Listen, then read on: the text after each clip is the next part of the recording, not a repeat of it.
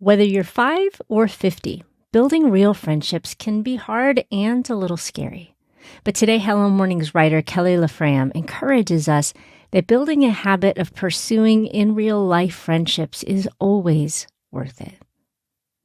Hey, my name is Kat Lee, and you're listening to the Hello Mornings podcast, where our goal is to help you begin and build a life-changing morning routine.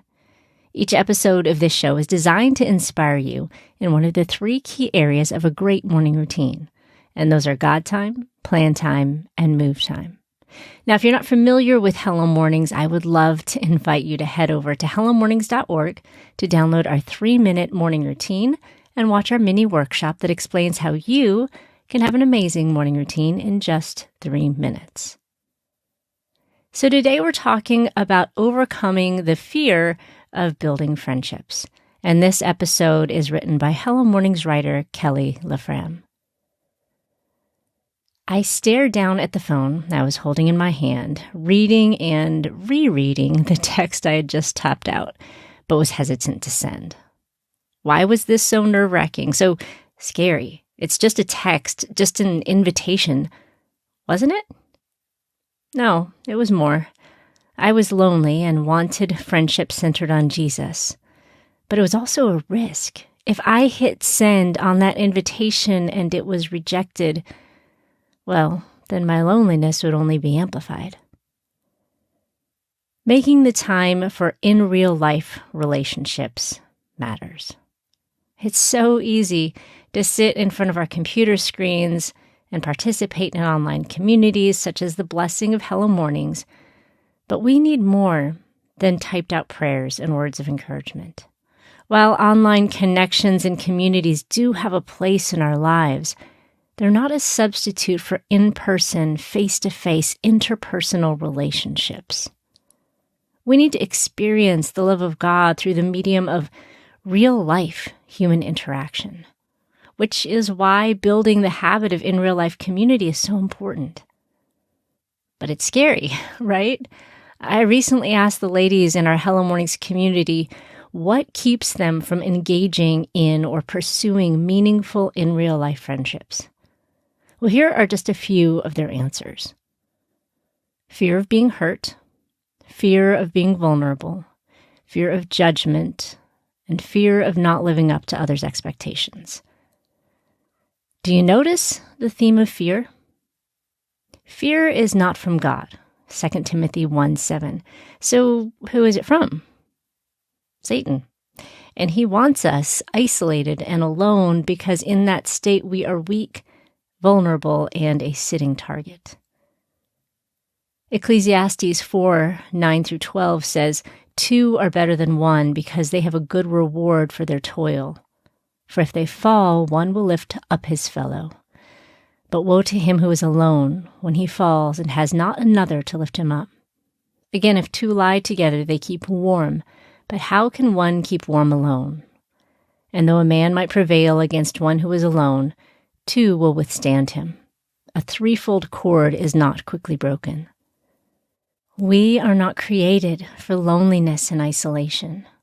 We are created in the image of God, who, through the example of the Trinity, displays the perfect picture of interpersonal connectedness. Being habitually separated from people leads to emotional and mental and physical and even spiritual unhealth.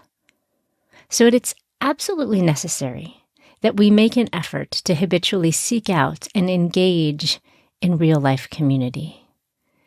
We need to spend time in the actual presence of another human being created in God's image, making eye contact, knowing and being known, speaking words of encouragement, feeling what others are feeling, and even rebuking each other when necessary are more important than our screen-addicted society is aware of.